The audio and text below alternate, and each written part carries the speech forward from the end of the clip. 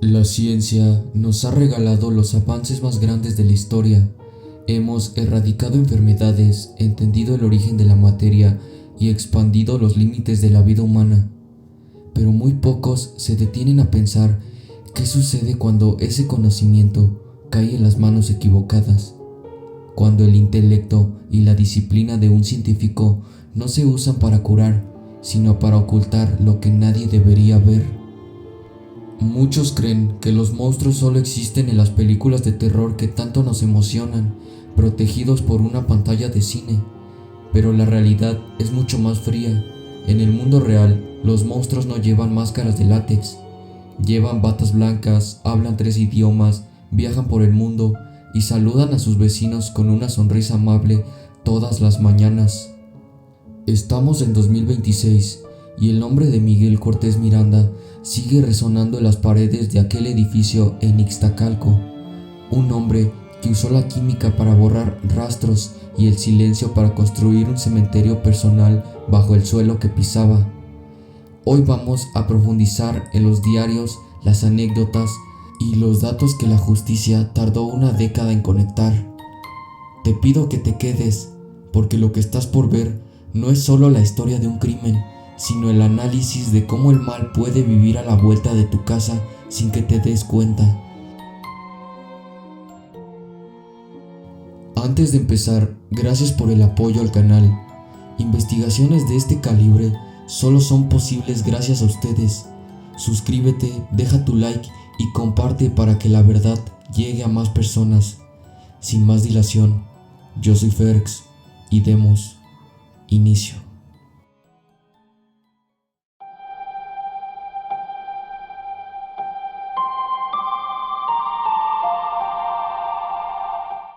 Antes de que existiera el apodo, antes de los encabezados, antes de que su nombre se volviera sinónimo de terror, Miguel Cortés Miranda era, en apariencia, un hombre más dentro del caos cotidiano de la Ciudad de México.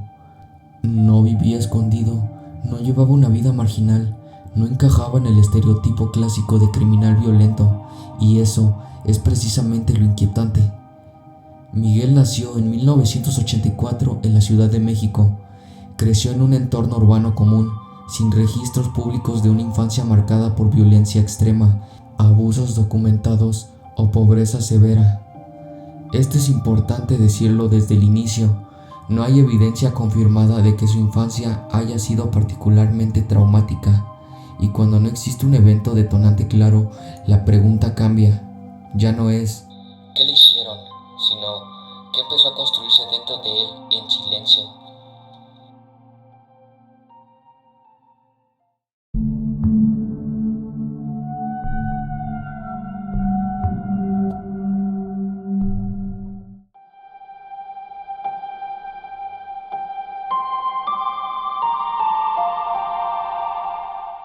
Miguel estudió química, una carrera que no cualquiera termina.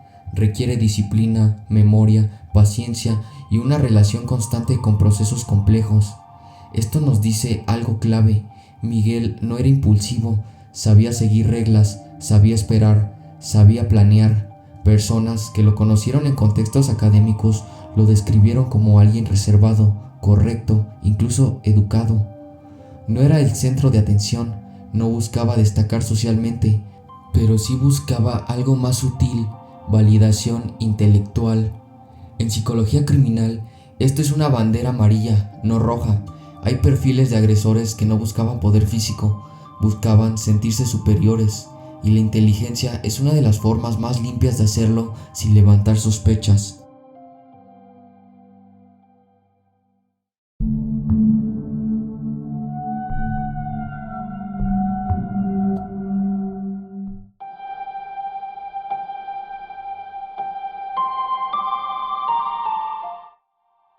Miguel construyó una identidad muy específica hacia el exterior.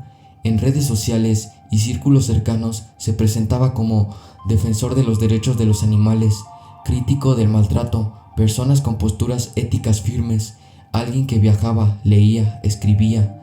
Nada de eso es falso, y eso es lo más perturbador, porque no fingía ser alguien bueno, él creía ser alguien moralmente superior.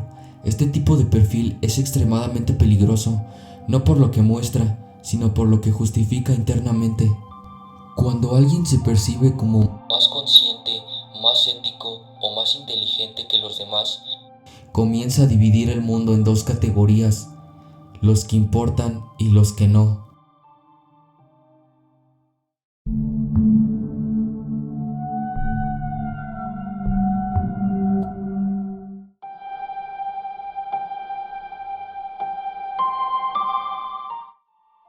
No hay registros de Miguel siendo explosivo, no hay videos de arranques de ira públicos, no hay antecedentes de violencia callejera, pero sí hay algo constante en todos los testimonios indirectos. Miguel era hermético. No hablaba de su vida emocional, no compartía conflictos, no mostraba vulnerabilidad. Y aquí hay una diferencia clave. Las personas emocionalmente cerradas no son peligrosas por sí mismas, pero cuando alguien nunca libera tensión emocional, esa tensión no desaparece, se acumula, se reorganiza y en algunos casos se transforma en fantasía.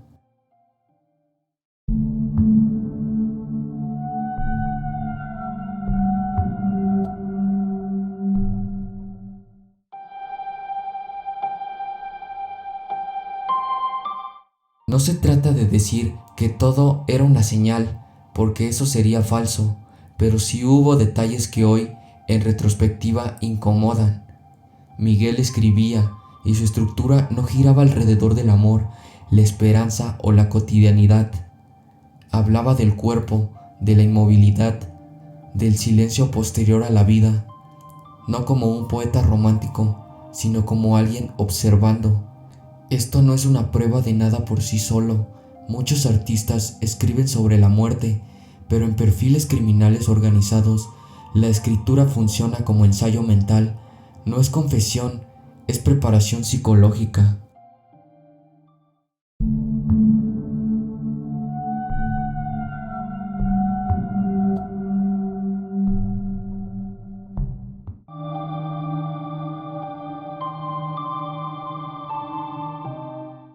Entre 2010 y 2012, Miguel ya era un adulto funcional. Trabajo, rutinas, vida social limitada pero estable, no hay denuncias, no hay alarmas oficiales, y eso es lo que hace este caso tan importante de entender, porque no falló una sola persona, falló un sistema completo que solo reacciona cuando ya es demasiado tarde. Miguel no era invisible, simplemente nadie estaba mirando de verdad. Antes de los crímenes, antes de las víctimas y antes del apodo, Miguel Cortés Miranda era solo un hombre que aprendió a vivir con una máscara tan bien construida que incluso él terminó creyéndola real. Pero toda máscara, tarde o temprano, se agrieta.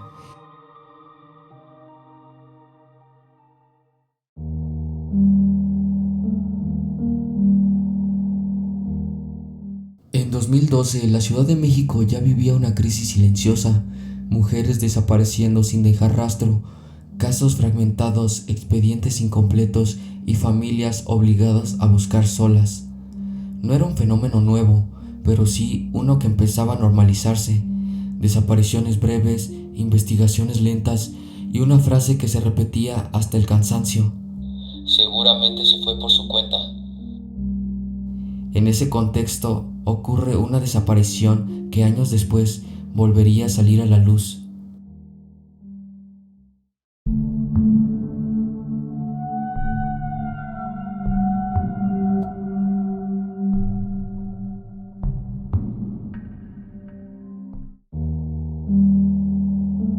Amairani Robledo González desapareció en agosto de 2012. Era joven, tenía una vida cotidiana común, no existían antecedentes públicos que indicaran una desaparición voluntaria. Su familia denunció, hubo búsqueda, hubo insistencia, pero el caso, como muchos otros, se fue enfriando. Es importante tomar en cuenta que en 2012 no existía ninguna imputación directa contra Miguel Cortés Miranda. No fue detenido y no fue investigado formalmente en ese momento. La conexión surgiría mucho después.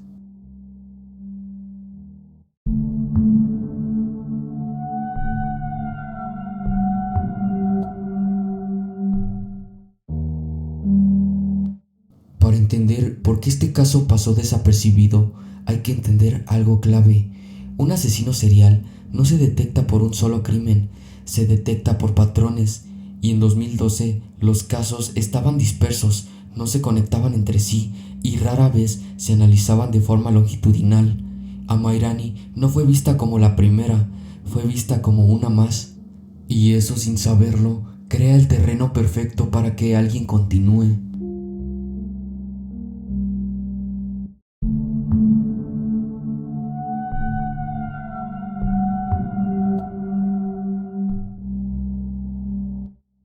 Aquí entramos en un punto delicado y por eso hay que ser claros. En 2012 Miguel vivía en la Ciudad de México, tenía rutinas estables, no figuraba en ningún radar policial, no hay registros públicos que indiquen cambios bruscos en su comportamiento externo, no hay denuncias vecinales y no hay conflictos laborales conocidos. Eso no lo incrimina, pero tampoco lo descarta. En criminología esto se llama fase de latencia activa. una etapa donde el individuo ya tiene fantasías, pero aún no es visible y aprende a moverse sin llamar la atención.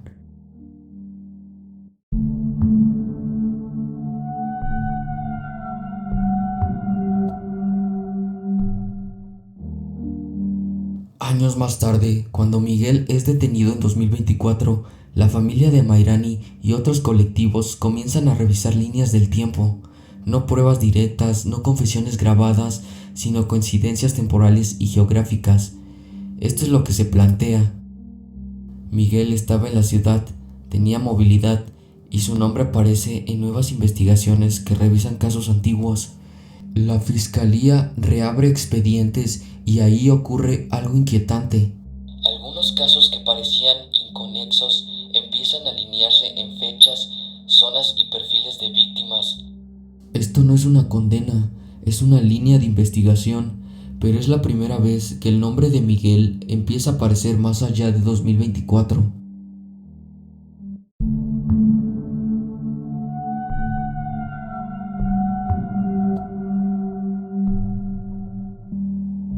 Aquí entra uno de los puntos más incómodos del caso. Durante más de una década no hubo seguimiento continuo, no hubo análisis de patrones y no hubo conexión entre casos. Y esto no se debe solo a negligencia individual, se debe a un sistema que trabaja en reacción, no en prevención. Si Miguel fue responsable de más de un crimen, algo que aún no se investiga, no fue porque fuera invisible, fue porque nadie estaba mirando el mapa completo.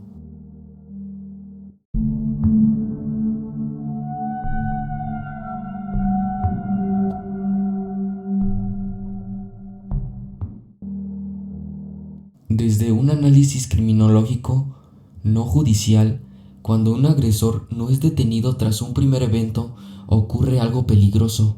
Aprende. Aprende qué funciona, qué no deja rastro, qué errores evitar. No se vuelve más impulsivo, se vuelve más cuidadoso. Y aquí es donde el silencio de 2012 pesa más que cualquier prueba, porque si ese fue el inicio, entonces los años siguientes no fueron casualidad, fueron práctica.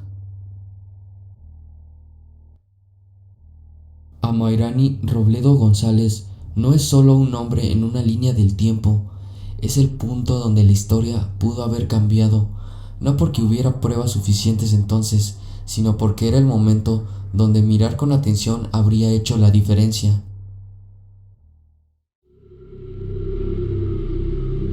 Hay una idea muy común y muy equivocada sobre los asesinos seriales, que se convierten en seriales después de varios crímenes.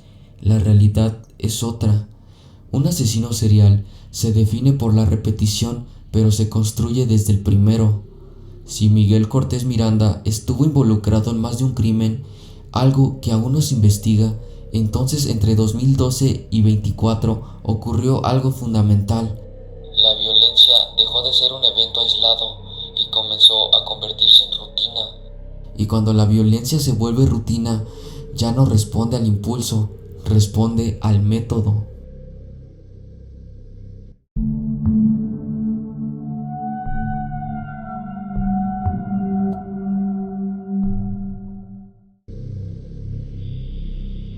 Es importante aclarar esto para no caer en exageraciones. Un patrón no es una corazonada, un rumor o una coincidencia suelta. Un patrón es repetición en el tipo de víctima, repetición en el entorno, repetición en la forma de aproximación y repetición en el silencio posterior. En el caso de Miguel, las investigaciones posteriores comenzaron a notar similitudes entre varios casos de mujeres desaparecidas en la Ciudad de México durante más de una década. No se afirma aún culpabilidad, se hablaba de convergencias, y eso es lo que activa una alerta real.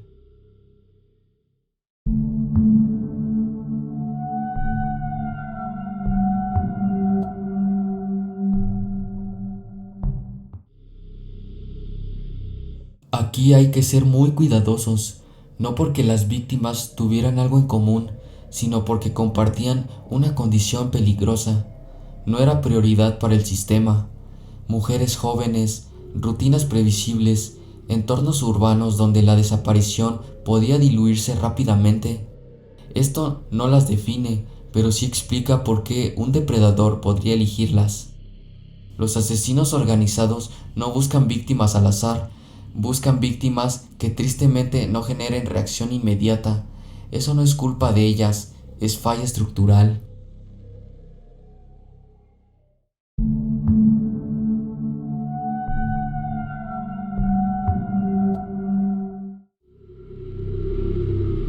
La Ciudad de México tiene algo que pocos lugares tienen en esa magnitud: anonimato dentro de la multitud.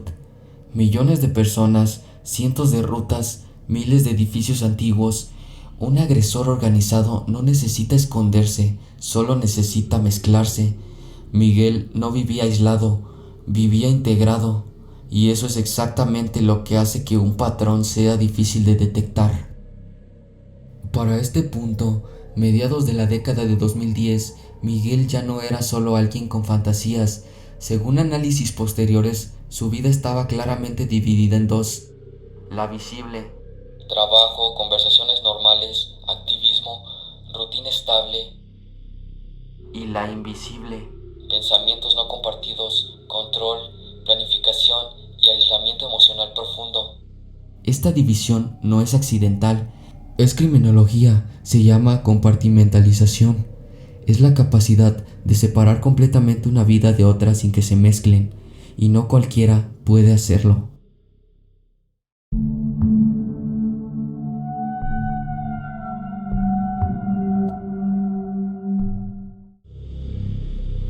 Durante más de una década no hubo denuncias directas contra él, testigos que lo señalaran o evidencia inmediata que lo incriminara. Eso nos dice algo inquietante. Si estuvo involucrado en más de un crimen, no fue por torpeza que no lo atraparon, fue por control. Control de tiempos, control de espacios y control de sí mismo. Y ese tipo de control no se improvisa.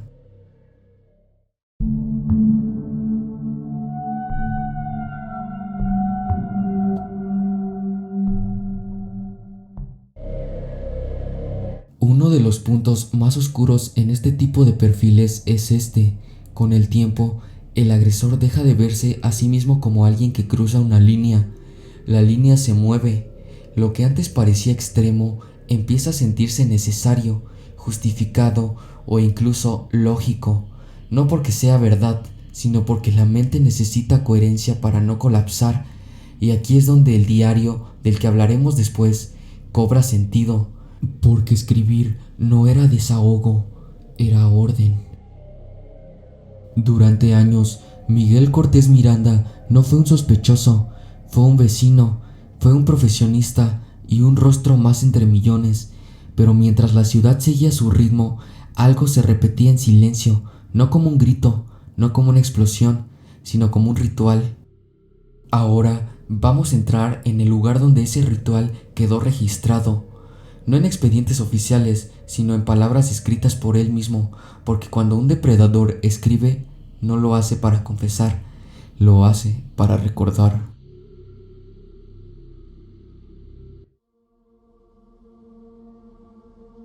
No todas las personas que escriben lo hacen para sanar. Algunas escriben para ordenar, otras para recordar y en los casos más oscuros para revivir mentalmente.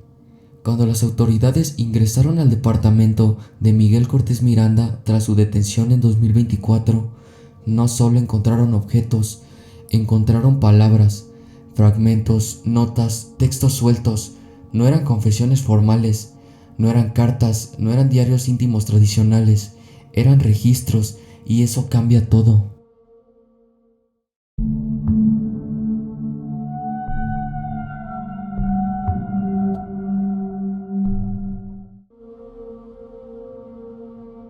Aquí es importante ser muy precisos.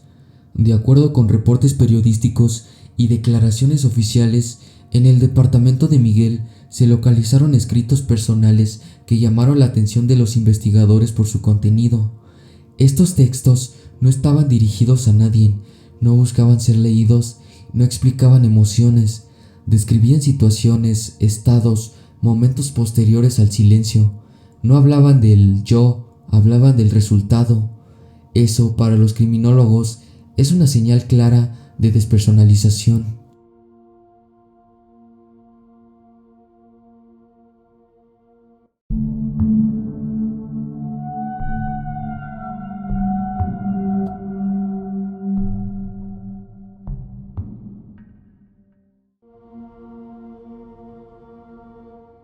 Cuando los especialistas analizan este tipo de textos, no se enfocan solo en qué se dice, sino en cómo se dice.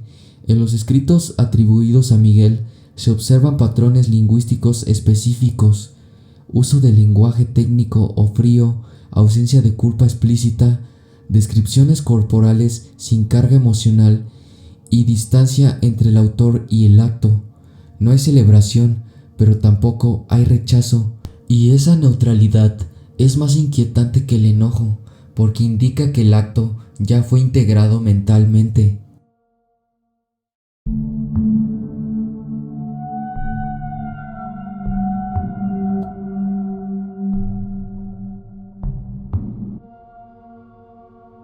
En perfiles criminales organizados, la estructura cumple con una función muy específica: prolongar la experiencia. No es el acto en sí, es lo que viene después. Escribir permite revivir el momento sin riesgo, reforzar el control, fijar la experiencia en la memoria. Esto no es exclusivo de este caso. Ha sido documentado en asesinos seriales organizados en distintos países. No es un impulso artístico, es una herramienta psicológica.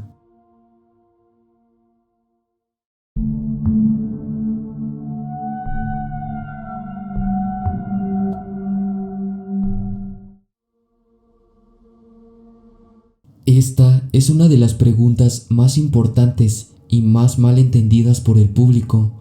No todo lo que escribe una persona es literal, pero tampoco es aleatorio.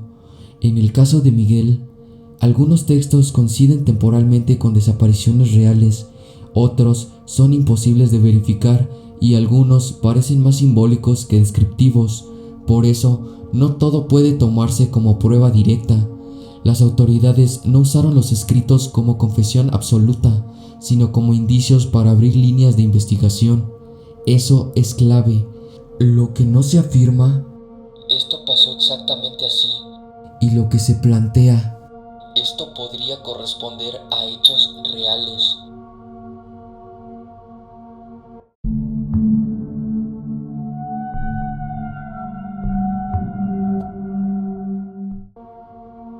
Algo que llama profundamente la atención es que incluso en la escritura Miguel mantenía control. No se describía a sí mismo como monstruo, no se describía como víctima y no se describía como héroe. Se colocaba fuera, como observador de algo que ya ocurrió. Esto encaja con un perfil de psicopatía funcional, donde el individuo entiende lo que hace, pero no procesa emocionalmente como los demás. No es locura, es ausencia de empatía emocional profunda.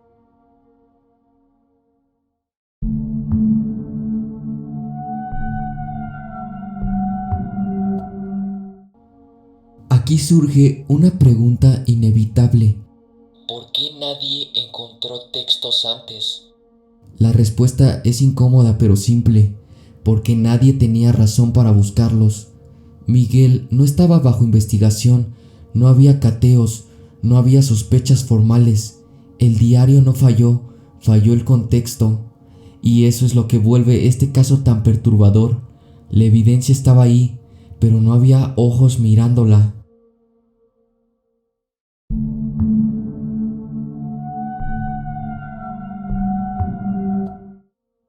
Uno de los mayores errores al hablar de este tipo de casos es asumir que escribir equivale a actuar. No siempre es así, pero cuando la escritura es constante, el lenguaje es específico y coincide con hechos reales investigados, entonces deja de ser solo expresión mental y se convierte en huella psicológica, no prueba absoluta, pero sí señal grave.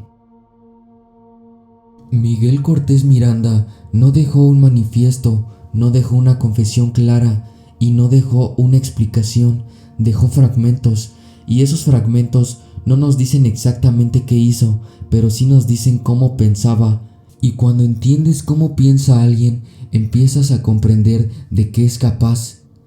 A continuación, dejamos las palabras y entramos al espacio físico donde todo convergió, porque hay lugares que absorben lo que ocurre dentro de ellos, y el departamento de Miguel era uno de esos lugares.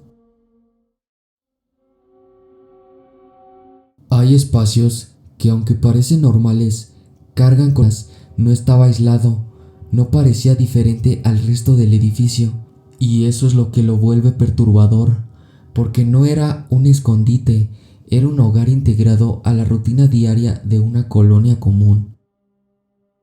En criminología existe una idea clave. El espacio refleja la psique. Las personas no eligen al azar dónde viven ni cómo organizan su entorno. En perfiles organizados, el hogar suele ser un lugar de control, un espacio privado absoluto, una extensión del mundo interno. Miguel no vivía en el caos, vivía en el entorno funcional, cerrado, controlado. Nada desorientado, nada improvisado, y eso ya dice mucho.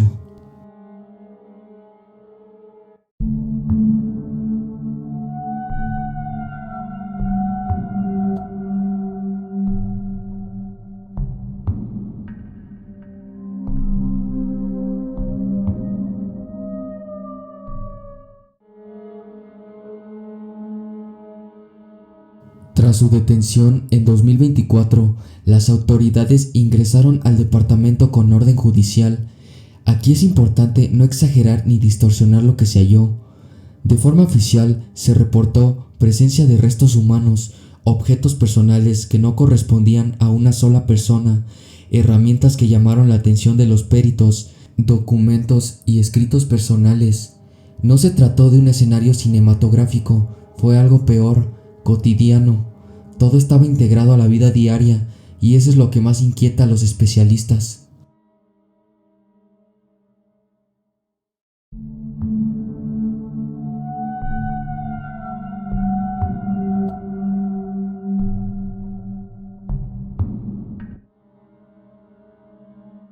Cuando se habla de asesinos seriales, suele usarse la palabra trofeo, pero no significa lo que muchos imaginan.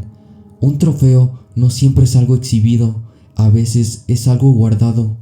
En criminología, conservar objetos relacionados con la víctima cumple varias funciones: reafirmar control, mantener el recuerdo, evitar el cierre psicológico. No es fetichismo necesariamente, es posesión simbólica, y eso fue lo que los investigadores consideraron al analizar lo encontrado en el departamento.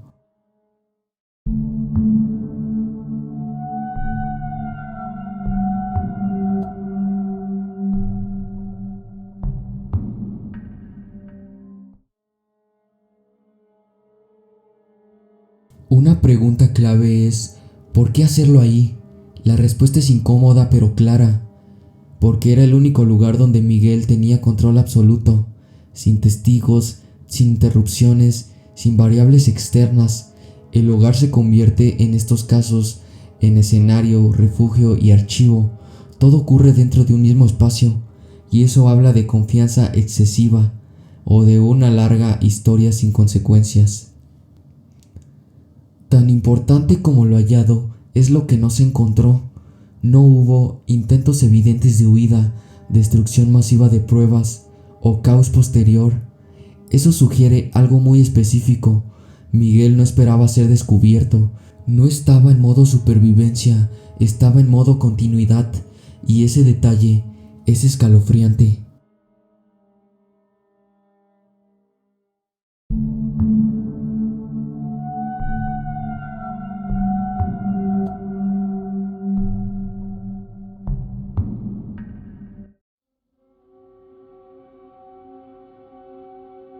Para los vecinos, el departamento era solo una puerta más. Para Miguel, era un espacio donde la máscara no era necesaria. Ese choque entre lo que la gente veía y lo que ocurría dentro es lo que define este caso. No era un extraño, era parte del entorno, y eso nos obliga a aceptar una verdad incómoda. El peligro no siempre viene de afuera, a veces vive puerta con puerta.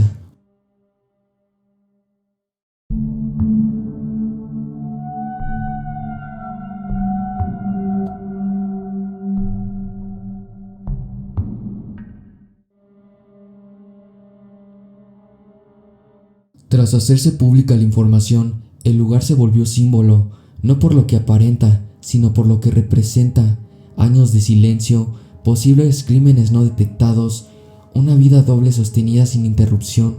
El departamento no era el origen, era el contenedor. Las casas suelen ser espacios de descanso, de rutina, de seguridad, pero en algunos casos se convierten en algo más. No porque las paredes sean malas, sino porque absorben lo que ocurre dentro. Ahora vamos a hablar del momento exacto en el que ese espacio dejó de protegerlo, el día en que Miguel cometió el error que derrumbó toda su construcción, porque ningún control es eterno.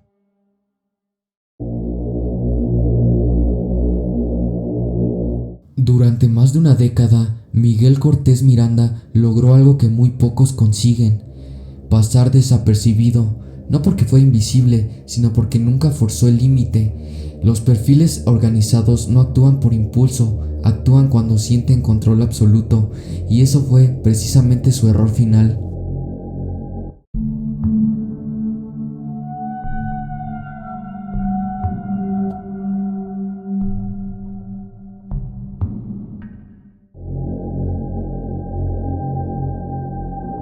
El día de los hechos, la colonia Ixtacalco seguía su rutina habitual: tráfico, comercio, vecinos entrando y saliendo. Nada indicaba que ese día se convertiría en el punto final de una historia que llevaba años gastándose. Miguel no estaba huyendo, no estaba nervioso, no estaba fuera de su rutina, y eso es clave para entender lo que ocurrió. Hasta este momento, si Miguel había logrado evitar ser descubierto, fue porque sus actos no generaron reacción inmediata. Pero en 2024 ocurrió algo distinto.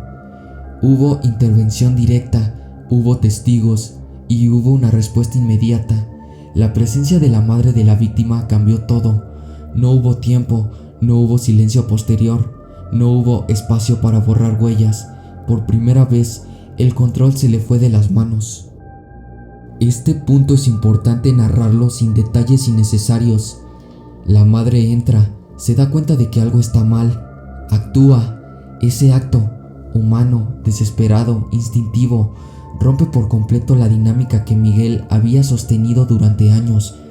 Ya no era una situación controlada, ya no estaba solo, ya no tenía dominio del entorno. Y en perfiles como este, cuando el control se rompe, todo colapsa.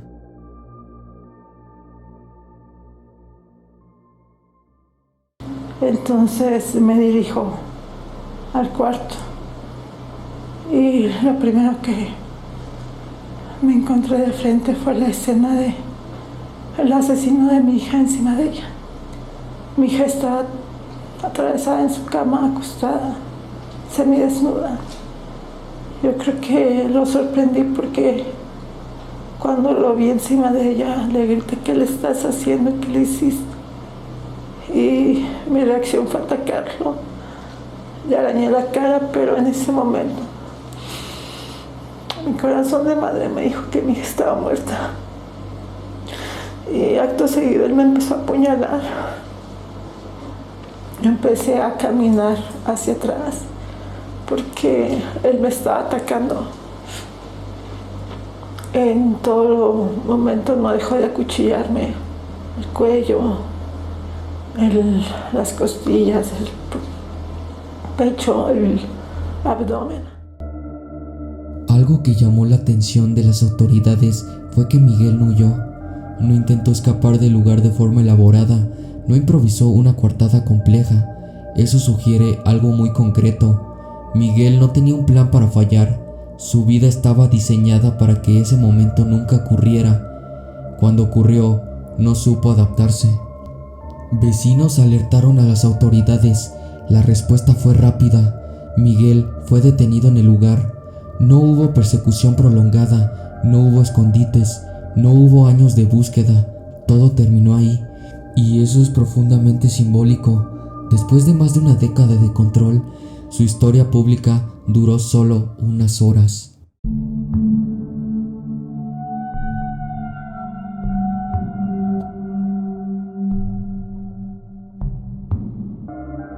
Testigos y reportes coinciden en algo. Miguel no mostraba una emoción clara. No hubo colapso emocional visible, no hubo confesiones inmediatas y no hubo discursos, solo silencio.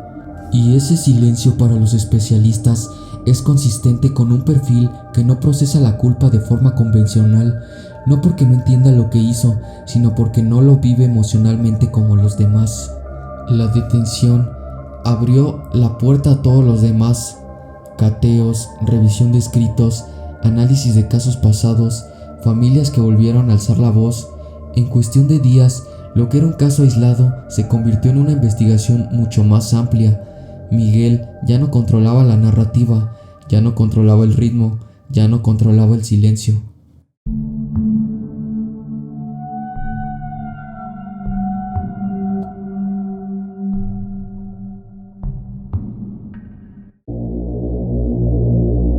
El error no fue técnico, no fue un descuido menor.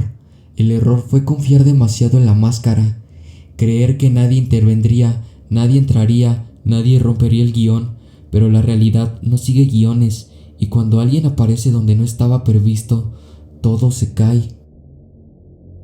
Miguel Cortés Miranda pasó años creyendo que tenía el control, pero el control no se pierde de golpe, se pierde en un segundo. A continuación, no hablaremos de lo que hizo, hablaremos de lo que no pudo decir, de lo que quedó inconcluso, de lo que se llevó consigo, porque su historia no terminó con la detención, terminó con preguntas. Miguel Cortés Miranda fue detenido, investigado y vinculado a proceso, pero nunca hubo un juicio completo que aclareciera toda su historia, y eso es clave, porque en el sistema de justicia, un caso no se cierra solo con una detención, se cierra con verdad, con contexto, con respuestas, y en este caso, eso nunca ocurrió del todo.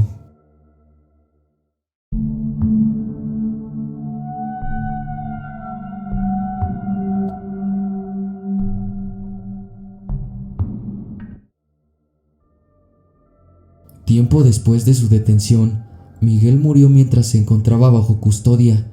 Las causas oficiales apuntaron a una muerte no violenta, sin que existiera un juicio definitivo ni confesiones completas.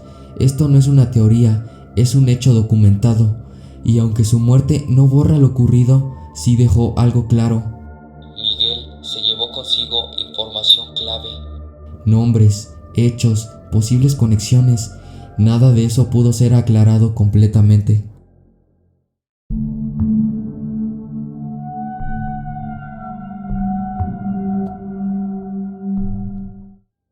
Aquí es importante no mentirle al espectador. Hay cosas que no se pueden afirmar. No existe una cifra oficial definitiva de víctimas totales. No todos los casos reabiertos pudieron cerrarse. No hubo una confesión completa y verificable. Y decir lo contrario sería irresponsable. Pero también hay algo que sí es cierto. La investigación dejó claro que no fue un caso aislado y que hubo fallas graves en la detención temprana.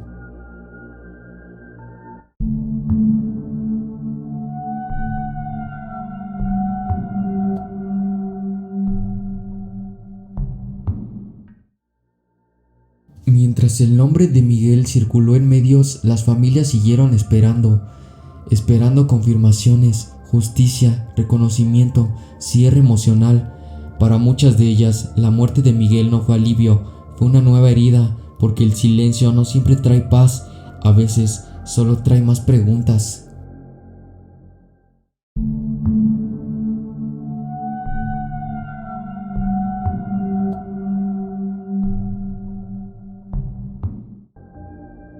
Este caso no se sostiene solo sobre una persona, también habla de investigaciones fragmentadas, expedientes olvidados, patrones ignorados y un sistema que actúa tarde. Miguel no fue detenido antes, no porque fuera invisible, sino porque nadie conectó los puntos a tiempo, y eso es lo verdaderamente incómodo.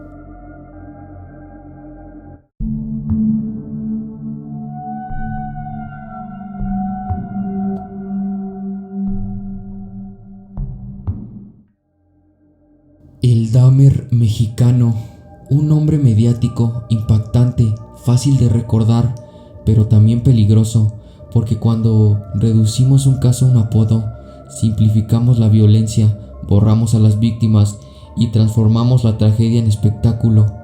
Este documental no existe para glorificar a nadie, existe para entender y para recordar a quienes ya no están. Después de todo lo que sabemos, después de todo lo que nunca sabremos, la pregunta no es solo ¿quién fue Miguel Cortés Miranda?